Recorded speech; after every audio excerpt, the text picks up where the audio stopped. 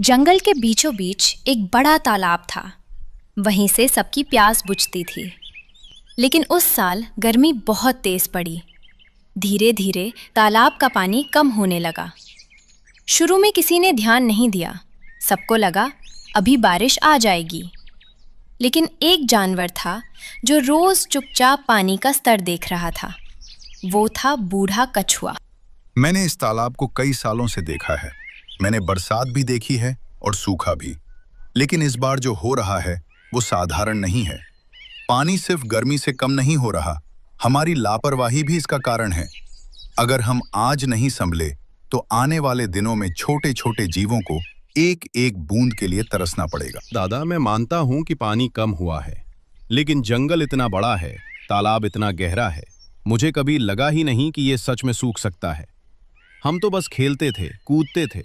हमें क्या पता था कि हमारी छोटी छोटी मस्ती किसी के जीवन पर भारी पड़ सकती है। अगर सच में हालात इतने गंभीर हैं तो हमें अभी से कुछ बदलना होगा। हम बड़े जानवर हैं, हम ज्यादा पानी पीते हैं। अगर हमने संयम नहीं रखा तो छोटे जानवरों के हिस्से में कुछ नहीं बचेगा।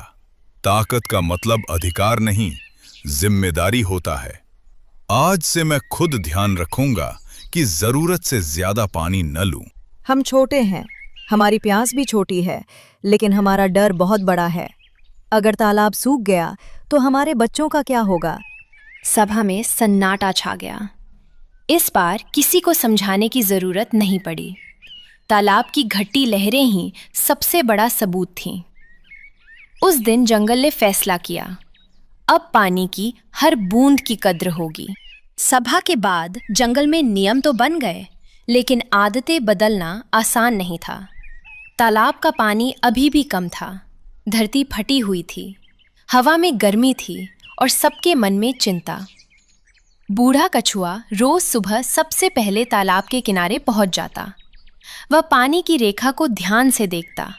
हर दिन वह थोड़ा और नीचे चली जाती। सिर्फ नियम बना लेने से काम नहीं चलेगा। हमें तालाब को बचाने के लिए कुछ नया करना होगा।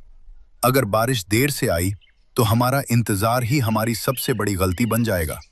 हमें प्रकृति की मदद करनी होगी, तभी प्रकृति हमारी मदद करेगी। कछुए की बात सबको सोचने पर मजबूर कर गई। लेकिन सवाल था, करे क्या? तभी बंदर पेड़ से नीचे उतरा। इस बार उसके चेहरे पर शरारत नहीं, गंभीरता थी। मैंने पहाड़ी के पीछे एक छोटा सा सूखा नाला देखा है। अगर हम सब मिलकर वहां से एक छोटी नहर बना दें तो शायद बरसात का पानी सीधे तालाब में आ सके। हम सिर्फ इंतजार करते रहें तो देर हो जाएगी। सब एक दूसरे को देखने लगे। काम कठिन था, लेकिन अब डर से ज्यादा जिम्मेदारी थी।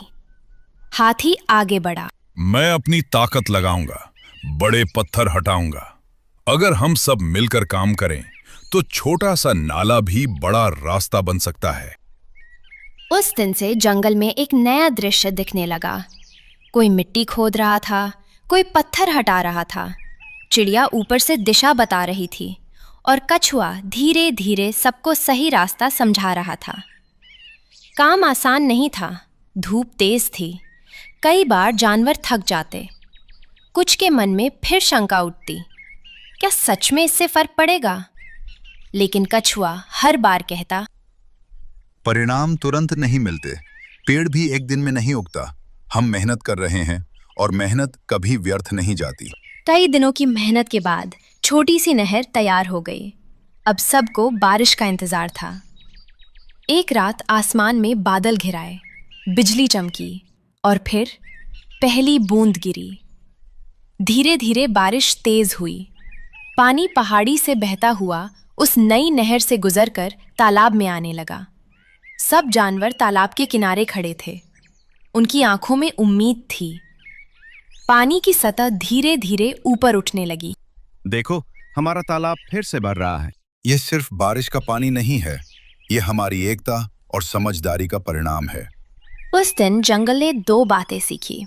पहली, समस्या से भागने से वो खत्म नहीं होती। दूसरी, मिलकर काम करने से असंभव भी संभव हो जाता है। तालाब फिर भर गया, लेकिन इस बार सिर्फ पानी नहीं भरा था, जंगल के दिलों में जिम्मेदारी भी भर गई थी। सीख।